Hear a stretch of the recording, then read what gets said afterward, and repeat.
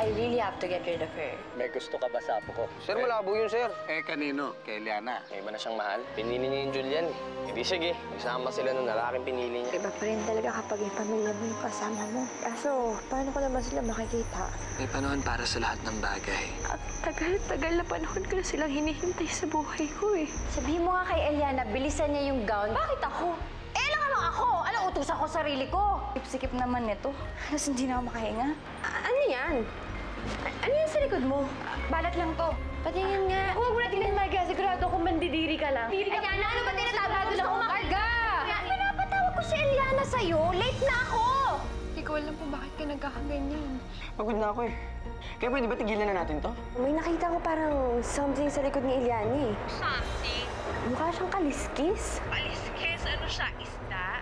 Alam mo na, hindi ko talaga maintindihan si Gabo eh. Paano bigla na lang nagagalit sa akin? Eh ano bang ayaw niya kay Julian? Ahas? May kausap siyang ahas? Saan galing yung ahas?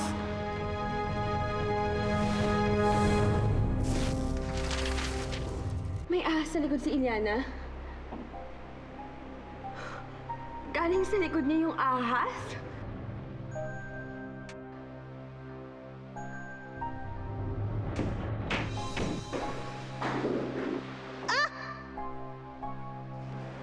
Ano yun? Aray! Ma'am! Ay, ma'am! Ma'am, ano pong nangyari sa inyo? Wala. Nadulas lang ako. Ate Tete, ano nangyari? Ba't nahulog kasi si Ma'am Marga eh? Okay ka na. Ba, Marga? Huwag kang lalapit! Atras! Nasaktan ka ba? Diyan, atras! Atras! Ma'am! Ma'am! Ate Tetay, ano nangyari dun? Siguro. Nadulas. Nabagok yung ulo. Pero mas malaking tama sa puwet. Ay, ko alam. Ayan, Tita Minerva, bakit ngayon ka pa hindi sumasagot? Sasabihin ako importante sa'yo tungkol kay Eliane. Tita Minerva!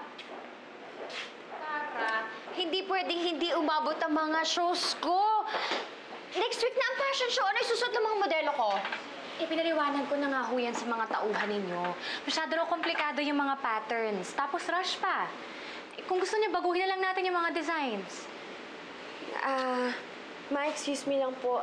Pwede ba kitang makausap tungkol kay Eliana? Wait lang, anak ha. Sandali lang. Hindi pwedeng baguhin ang mga designs. Pwede ba? Bakit ngayon niyo ako binibigyan ng problema? Ano nga kung gusto niyong gawin natin? Ma, teka lang. Importante lang naman kasi yung sasabihin ko sa'yo eh. Anak, mas importante to kasi negosyo nakasalalay dito. Pwede ba mamaya na lang? Kara, samahan mo ako sa opisina. Hindi pwede yan. Margarita!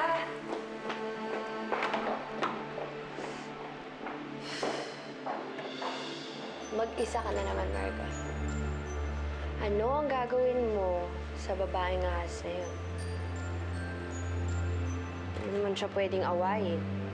Baka tuklawin ka niya. Hindi ka naman pwedeng magsumbong kay Daddy o kay Julian. Dahil hindi ka naman nila paniniwalaan. Okay. See is to believe. Kailangan ko ipakita sa kanila ang ahas ni Eliana. Paano?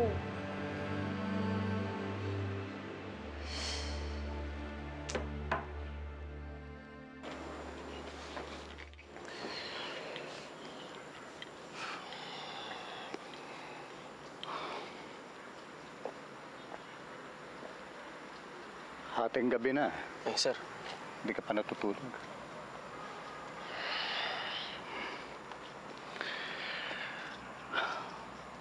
Narinig ko yung ilang tauhan natin nagchichismisan.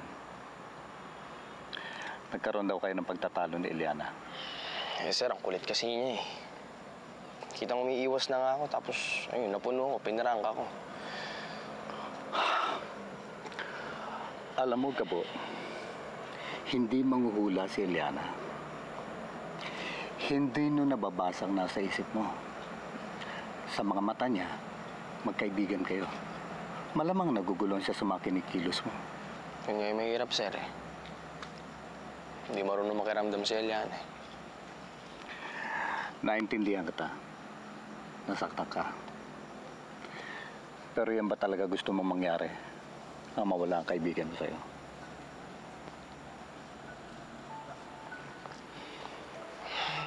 Sir, kasi pag nakikita ko si Eliana, nasasaktan kasi ako eh. Parang nabibiyak yung puso ko. Pagod na rin ako masaktan, sir. Kaya siguro mas mabuti na ito, umiiwas na lang muna ako sa kanya. Kung yun ang magpapasaya sa'yo, gawin mo. Pero ito lang ang tanong ko. Sa binabalak mong paglayo, handa ka na bang mawala ang isang kaibigan katulad ni Eliana? Sige, sir.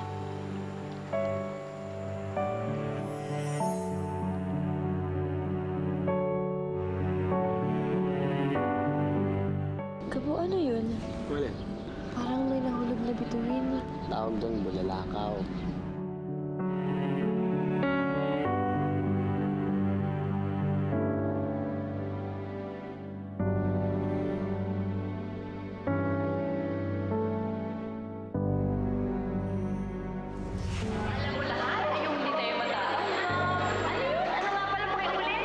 Kasi ganito yun eh. Nakachamba ka. Ang galing mong tsumama. Paglabas ni Eliana, magkakaroon ng mini pyro show sa stage, kaya ingat lang yung mga models kasi baka matamaan ng mga pyro yung mga damit ninyo. Pyro? Pyro. Yung may apoy. Apoy? Ma'am Nora, ayoko po ng apoy. Takot po ako sa apoy. Wow, grabe ka naman. Eh, yun yung pinali, yun yung napag-usapan. Huwag kang mag-arte-arte dyan. Diyos ko naman, Eliana, apoy lang sa gilid. Para na masusunugin ka ng apoy. Ma'am Nora, nakikiusap po ako. Takot po talaga ako sa apoy eh. Pag yun yung pinali, yung pinag-usapan, di ba? Ikaw, sabi mo nga to. Eliana, malayo naman yung apoy sa'yo. Don't worry, safe ka. Kahit na Julian, malayo o malapit yung apoy, natatakot pa rin ako. Tita, baka pwede niyo naman po pagbigyan si Eliana. May phobia kasi siya sa apoy dahil multik na siya masunog dati. Eh, baka mamaya magpanik si Eliana, tayo rin masisira. Ma'am, huwag po kayong mag-alala. Hahanapan ko na lang ng paraan na maging maganda yung finale natin na hindi tayo gumagamit ng apoy, ha? Huwag po kayong mag-alala. Kakainis naman tong babaeng to, napaka-arte. Sige na nga, sige na. Kung ano gusto niya, yun na lang. Arte-arte. Ay, anyway, ma'am, ito nga po pala yung mga invitation. Bakit kaya siya takot sa apoy? Dad, ano nangyayari? May nakawala kasing ahas. Ginagamit nila ang apoy para lumabas ang ahas dito sa may puno. Ang mga ahas kasi takot sa apoy. Oo nga naman pala, takot ka nga sa apoy. Pues, mas patakot ka sa akin.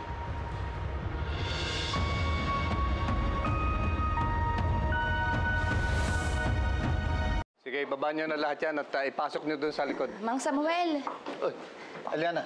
kasama niyo po ba si Gabo? Hindi eh. May asikasuhin daw siya. May kailangan ba sa kanya? Wala naman po. Hanggang ngayon po kasi umiiwas pa rin siya sa akin eh. Nag-aalala na po ako. Eh kung makipagbati kaya ako kay Eliana. Agad-agad ka naman. Kapon, inis na inis ka sa kanya. Inatauhan kasi ako dun sa sinabi ni Mang Samuel. Hindi ko naman kayang basta-basta tuluyang mawala sa akin si Eliana. Bago ko pa siya nagustuhan, yung kaibigan ko siya, di ba? Ayoko naman pati yun madamay. Alam mo, tama yan. Makipagbatihan na kay Ate Eliana. Sa tingin mo, papatawad niya kaya ako? Sa lahat na nasabi ko sa kanya? Huwag kang mag-alala. Mahihimas-masan din yung kaibigan mong yun. Mang Samuel, alam ko po wala akong karapatan na hilingin sa ito. Pero kung okay lang po ba, bantayan niyo po muna si Gabo. Kasi po nagtatrabaho, nakakalimutan niya kumain eh. Ako ang bahala sa kanya. Malapit talaga sa puso mo sa Gabo, ha? Opo, sobra po. Kaya nga po ngayon may tampuhan lang kami, hindi na ako mapakali. Kahit nga po gusto ko siyang kausapin, siya naman po yung umiiwas sa akin. Bigyan mo lang siya ng konting panahon. At sigurado kong magkakabati din kayo dalawa. Oh, bilisan niyo dyan. Lumana ako sa loob. Salamat po.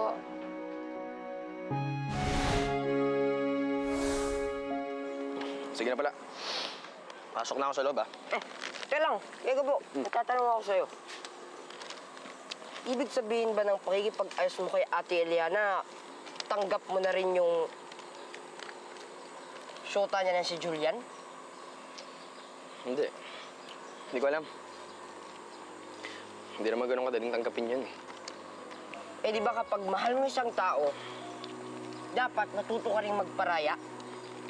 Hindi. Alam mo yung pananaw mo, paso na yan, eh. Dapat kung mahal mo isang tao, ipaglalaban mo siya. Yun yung gagawin ko kay Eliana.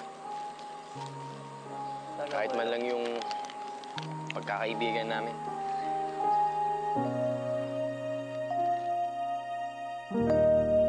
Virgie, ready na ba ang lahat? Yung mga models natin, kompleto na sila. Yes, ma'am. Yung mga damit at saka mga shoes. Yes, ma'am. Okay na po lahat. Wala na Sigurado po ka, ha? Yes, ma'am. Wala na po kayong dapat poproblemahin. Isabel, relax ka lang. Alam ko magiging magandang kalalabasan ng fashion show mamaya. Pasti, sana magdilang anghel ka. Kasi manonood mamaya si Claire. Ayoko naman mapahiya sa kanya. Gusto ko maging proud siya sa akin.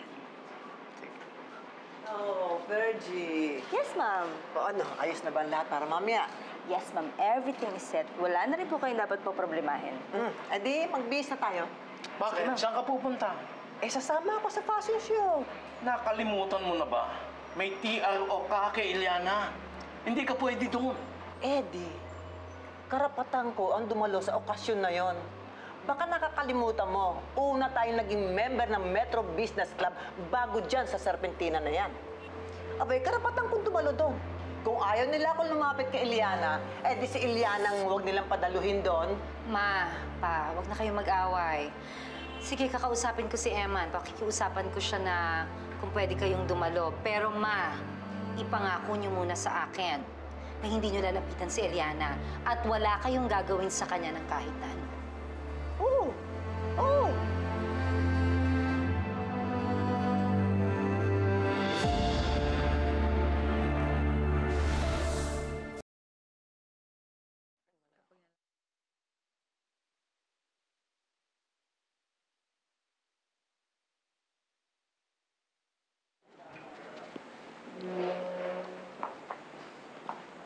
Excited ka na?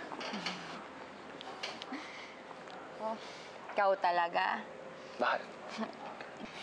Hindi kaya dapat tag-abala na sunduin pa ako. Pwede naman ako sumabay kay Mang Eman paalis eh. Wala yun. Since boyfriend mo na ako, obligasyon kong ihatid ka at sunduin kung saan ka pupunta. Ganun ba yun? Ang dami ko naman hindi alam sa pakikipagrelasyon. Pasensya ka na, ah.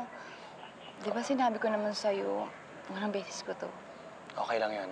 Sa lagi mong tandaan, bilang boyfriend mo ko, nandito ako lagi para sa'yo. Sa lungkot man o sa saya, hindi kita iiwan. Kaya kung may problema ka, huwag kang mahiyang lumapit sa akin. Sa akin ka tumakbo. Salamat, Julian, ah. Napakaswerte ko talaga sa'yo. Alam mo, hindi ako nagkamali na sinagot kita.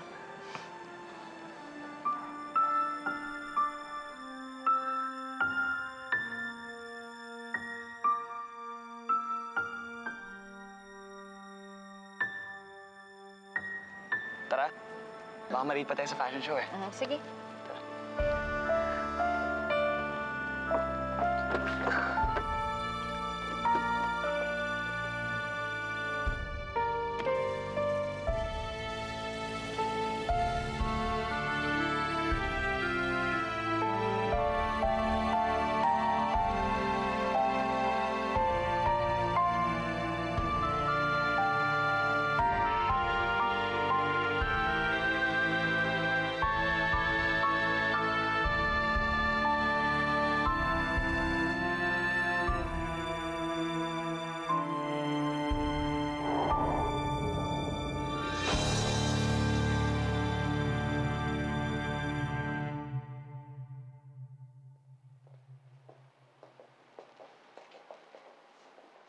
Oh, ba't naka-makeup ka na ba? Parang hindi ka pa naka-makeup ah.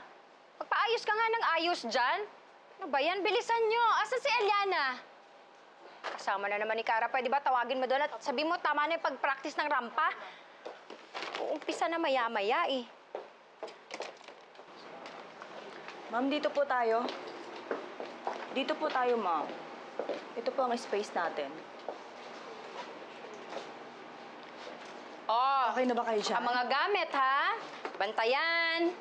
Baka sabutahin tayo ng kapitbahay. Virgie, Yes, ma'am. Virgie, kausapin mo nga si Mrs. Prado. Pakitanong mo nga sa kanya kung meron tayong pwedeng lipatan na ibang dressing. Eh, ma'am, natanong ko na po, wala na daw po talagang space. Dito daw po talaga tayo katabi ng Serpentina. Ang sabihin mo, mahina kang dumiskarte. Kung saan ka nagtatrabaho, matagal na kitang sinisante. Nora, pwede ba? Nakikiusap ako sa'yo, ayoko ng gulo. Sandali lang naman tong fashion show na to.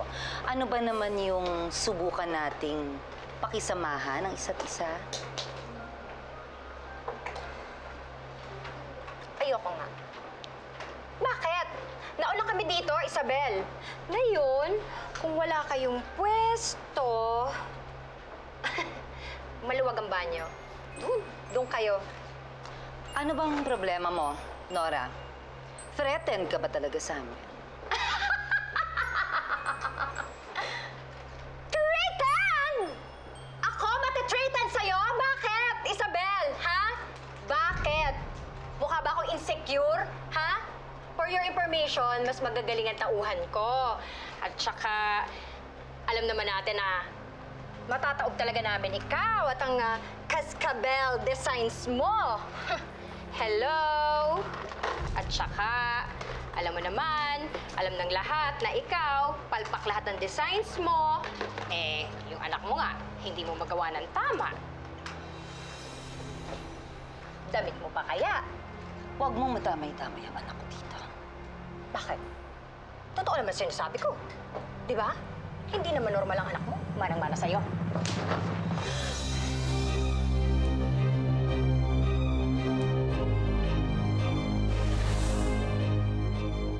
Walang hiya ka!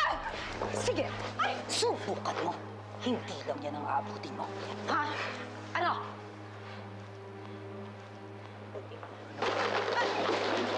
Ba, tigilan niyo na nga yan. Nakakaya. Nakita mo? Nakita mo ba ang ginawa sa akin? Eman, pagsabihan mo yung asawa mo. Siya ang nagsimula nito. Ako? Ako ang sinampal mo? Ako nag-umpisa? Ako? Nauna ako dito? Ako nag-umpisa? Claire? Asan si Claire? Claire, halika. Halika. Halika. Halika. Virgie. Yes, ma'am. Oy, okay na tayo. Okay na ba kayo? Nora, ano ba? Ano? Ano ba? Nakita mo naman, di ba? Sinampal ako, Emma! Sinampal ako! Tapos sasabihin mo, ano ba? Ako na naman ang sisisihin mo! Nora, kilala ko si Isabel.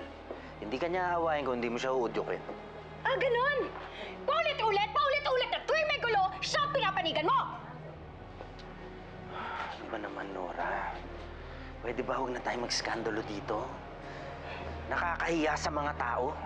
Nahihiya ka! Nahihiya? Ba't ka nahihiya? Nahihiya ka malaman ng mga yan! Oy! Bali kayo! Nahihiya ka na malaman nila? Ha? Na pinapanigan mo si Isabel kesa sa sarili mong asawa! Pwede ba? Tapusin na lang natin tong fashion show. Marami tayong bisitang kailangan natin asikasuhin. Halika na. Isit na Isabel.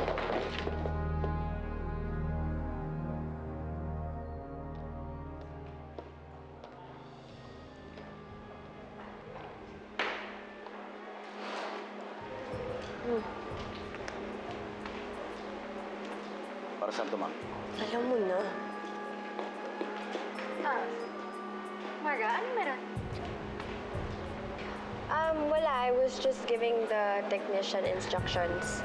Itutuloy na natin yung fire effect mamaya sa fashion show. Eh, akala ko ba may phobia sa apoy si Eliana? Basta, nakausap ko na yung mami ko, pumayag na siya, okay?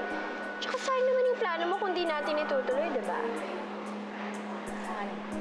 Sa bagay, mas may effect pag may apoy, eh.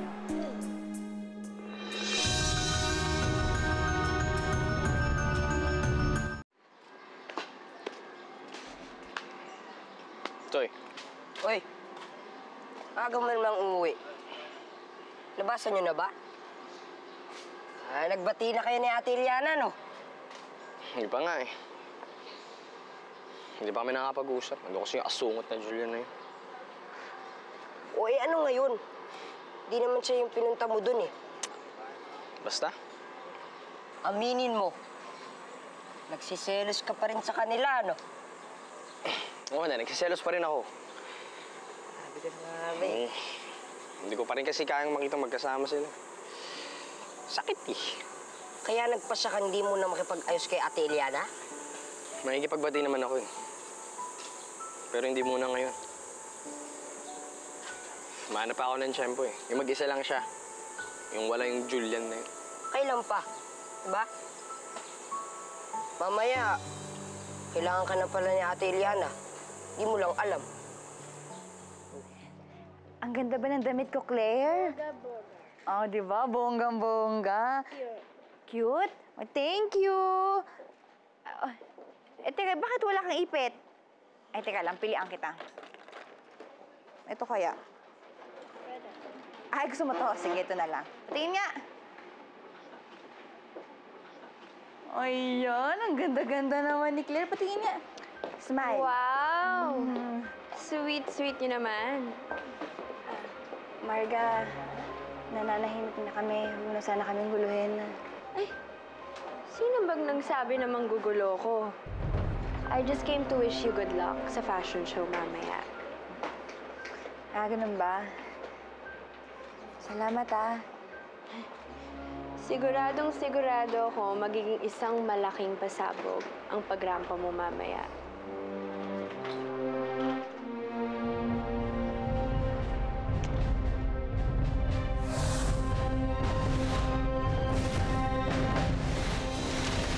Wisit na Isabel na yan. Papakainin ko siya ng alikabok mamaya sa fashion show. Please welcome Miss Isabel Cascabel. And for the last designer, Miss Nora Poblete in Serpentina Collection. Tatanggalin ko yung alampay mamaya, Ipangako mo sa akin na hindi ka lalabas mamaya. Ang dami pa namang tao mamaya. Baka pag nakita ka, magkagulo pa. Maaasahan mo ako, Eliana. Dito lang ako sa likod ng buhok mo. Kuya, next na yung Serpentina. Alam mo na yung cue mo. Natatakot ako eh. Paano kung magkamali ako? Paano kung hindi nila magustuhan? Tanggalin mo lahat ng negative thoughts mo. Hindi ka dapat kabahan. Galing-galing mo kaya. Paglabas mo mamaya ng stage, nasa harap na ako ng catwalk. Tingnan mo lang ako. Isipin mo ako lang yung taong nandito. Ah!